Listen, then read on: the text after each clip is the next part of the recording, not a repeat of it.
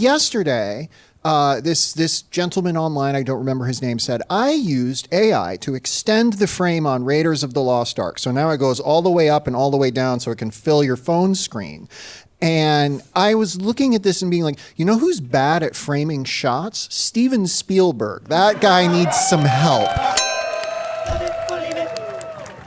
Now it's time for the Rant Wheel. Here's how it works. We have this wheel full of terrors that we all want to whine about. So it will spin and then we will whine. On the wheel this week, we have AI being used to extend the frame. We have how Willie became Wonka. We have backing into parking spots. We have TikTok clips of podcasts where it's just a man and a woman talking about the differences between men and women. We have shiny, happy people. We have urgent care. We have RFK Jr. And we have Ford Explorers. Let's spin the wheel.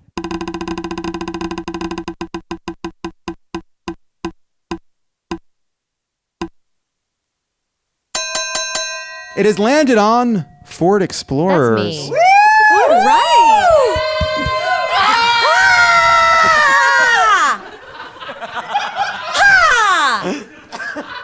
Oh, does anyone in here have a Ford Explorer? Not a trap. Someday. Oh, just like, any sort that's like a white Ford Explorer or a blue or a cop colored. I just, if you do, I want to know why you have it. Do you get off on seeing your fellow drivers like slow down when they see you behind them and they're just like, is that a cop or is that a and they drive by and you reveal yourself to be a family of 4. What I'm trying to say is I'm sick of slowing down for a family of 4 driving in a white SUV. And I don't want you to leave here and be like, she's saying don't buy Fords. No, as a proud American woman, buy Fords, buy all the American brands. But just, try a different SUV like a Chevrolet or like a Jeep or like a Dodge or a Ram. This is like the worst car commercial ever. 2 bikes I know. together? We missed the opportunity to start humming the national anthem. What about I'm so sorry. I'm just... Kia Sorento was right there. SUV like Chevrolet, Dodge, Jeep, Ram, Ford. Just a different color. Thank you. That's it's so important. Just a different color. What I'm saying is, my family, we had a Ford Expedition, and I don't want you to think I'm a hypocrite. It was in a whimsical color, like a maroon. And so when people saw us, they were like, oh, hey, that's a fun Vietnamese-American family. They could camp at a moment's notice. Well, it's not a Subaru. Oh, no, you're right. You're absolutely right. You're absolutely right. Only on paved dirt roads. So what I'm trying to say is defund the police and defund the lease. Nice. Of that car. Thank you so much for sharing that. Yeah. I remember when all the companies started being like, the SUVs aren't big enough, we were coming up with an interesting thematic name for how we can come up with an even fucking bigger one. They were like, Ford, you think an Explorer is big? Wait till you see this fucking thing. It's a Ford Explorer, but it's bigger. How is it bigger? Every direction. It's an Expedition. That's like a couple Explorers. That's how crazy this shit is. Remember the Dodge Durango? Yeah. 3 of us remember the Dodge Durango. Never forget the Dodge Durango. Never forget. That's what the saying. Never forget. That's what it's about. Yeah. Let's spin it again.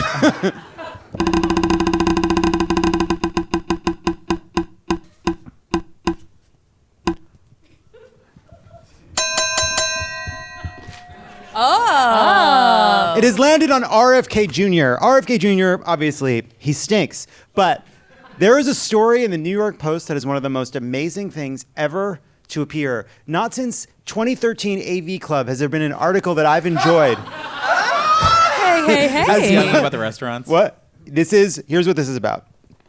I just want to read you some excerpts of what happened, because I think it just tells you the status of RFK Jr.'s campaign. Democratic presidential candidate RFK Jr. will be on Capitol Hill next week to discuss the federal government's role in censoring speech. The scion of the Kennedy family, you know what, fuck this.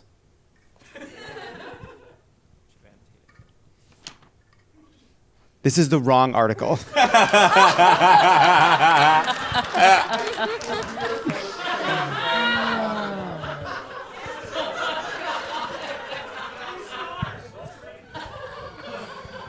Emily, this is not to be reviewed. I don't want to read about this in the press. Taking a star off. We're back down to 8. Do you want a phone? Oh, Malcolm, everybody. Okay, this is... What are you cheering for? Page 6 reports that a press dinner to boost RFK Jr.'s presidential campaign descended into a foul bout of screaming and polemic farting Tuesday night. The White House hopeful attended the affair on Tony's on the Upper East Side, no doubt hoping to impress the ladies and gentlemen of the Fourth Estate, his worthiness to sit at the very same Oval Office desk once occupied by his late uncle. But a shouting match over climate change broke out between two boisterous old men, sending the evening down an extremely unfortunate path. The gaseous exchange, to which Page 6 bore reluctant witness, began after a guest asked Kennedy, founder of an ecological organization, a question about climate change. And it seems that the mere inquiry was enough to set off an apparently drunk gossip columnist who became enraged and screamed at the top of his lungs about the climate hoax. Octogenarian art critic Anthony Hayden Guest, who was apparently sleeping for most of the dinner, was roused by the rumpus. He suddenly opened his eyes and denounced his longtime pal, calling him a miserable blob. "Shut up," implored Hayden Guest. At which point, Hayden Guest tells us he was not asleep, he's saying, but that guy, the critic, screamed wildly about the climate change scam, and then, sensing the need for a new rhetorical attack, he let rip a loud and prolonged fart while yelling, as if to underscore his point, "I'm farting."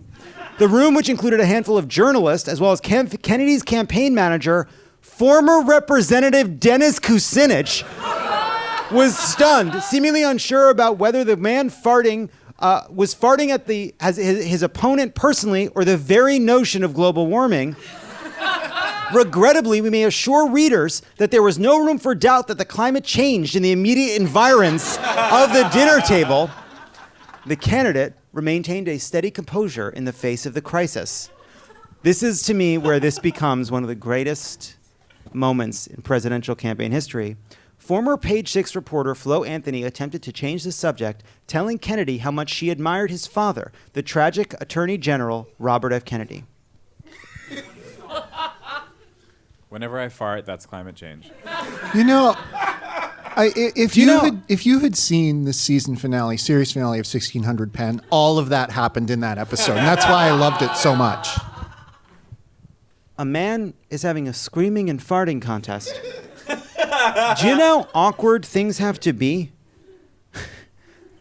That the way you change the subject is to bring up the host's murdered father to lighten the mood. And yet he just won my vote.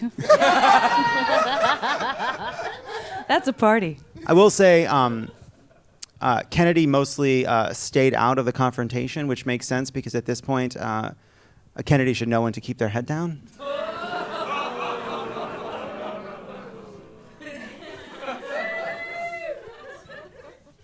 Thank you. Let's spin it again.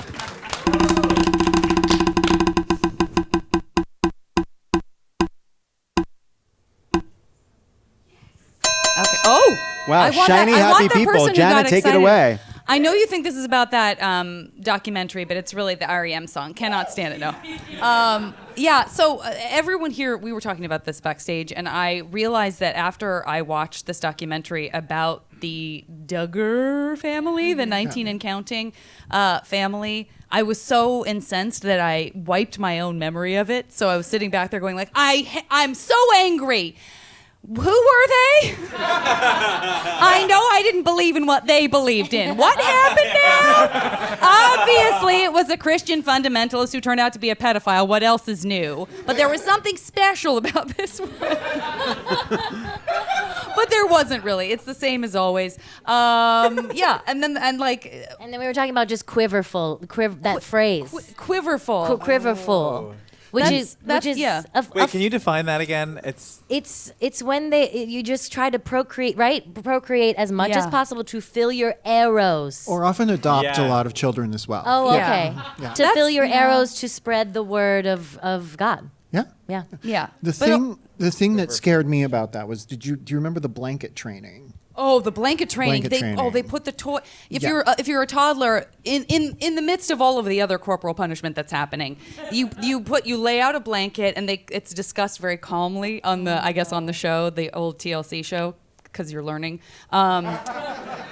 You put the baby on the blanket, and then what you do is you put a toy that the baby would like to have just out of reach, just off the blanket, and then when the baby reaches for the toy, you hit him. Oh. And you just keep doing that until it stops reaching for the toy, and that's parenting. It's appalling. It's appalling. And then now there's all like a bunch of like fresh young TikTok accounts where girls are like, you just have to submit to your husband, you guys. It's so simple. There's it's a real- 2023. There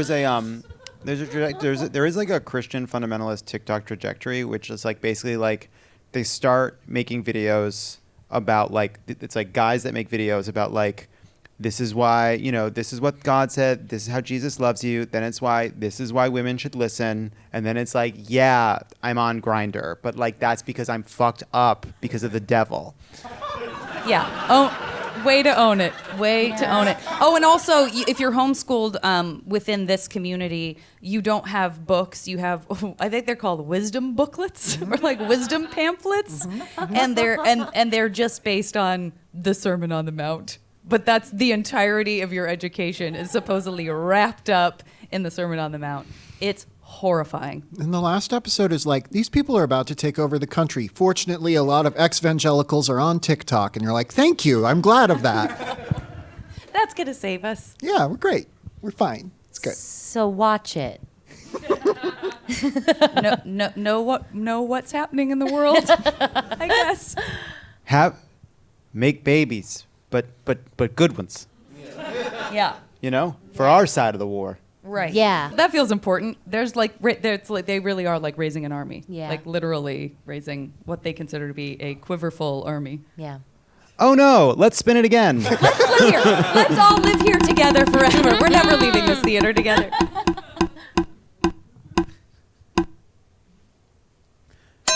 AI being used to extend the frame. I believe, Emily, this is yours. Yeah, this is mine. So I don't know if you've seen this on, obviously there's generative AI, which says, I'm going to take a thing and I'm just going to regurgitate another version of that thing. Increasingly, people are using it to extend the frame of paintings and now of movies. The most famous one is the Mona Lisa. I showed it to Janet backstage, and there's these mountains now in the Mona Lisa, and she said they're very menacing mountains, and that's right. Like AI is incapable of making something that doesn't terrify you. But yesterday, this gentleman online, I don't remember his name, said, I used AI to extend the frame on Raiders of the Lost Ark. So now it goes all the way up and all the way down so it can fill your phone screen. And I was looking at this and being like, who's bad at framing shots? Steven Spielberg. That guy needs some help.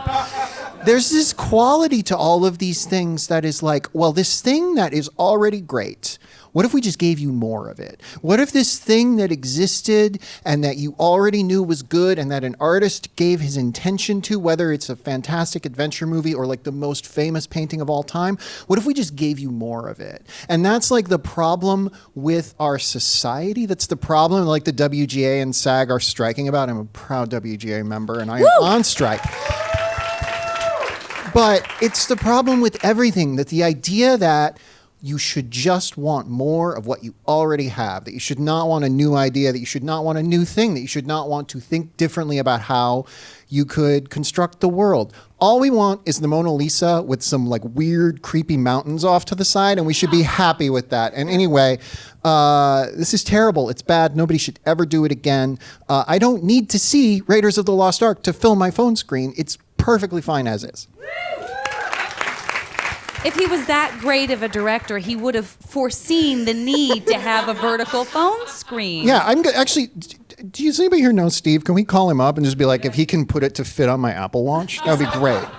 Yo, it's Jay. Sorry to bother you. Oh, you're not busy. So this is a good time. Thank you. And it's like, there's some of the AI is like, hey, we're gonna instantly make more of something. And then some of it is just like, we're gonna pay less for something, right? It's like neither one of those things is making anything new. Yeah, generative AI especially is just giving you more of the thing. Like there is uses for AI that are like, we are tackling huge problems that human brains have trouble comprehending.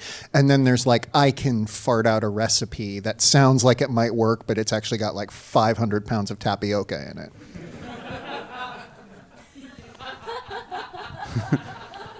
And that sucks. Let's spin it again.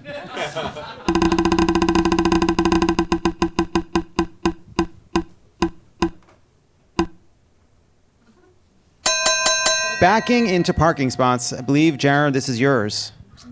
I don't think so, honey. Backing into parking spots.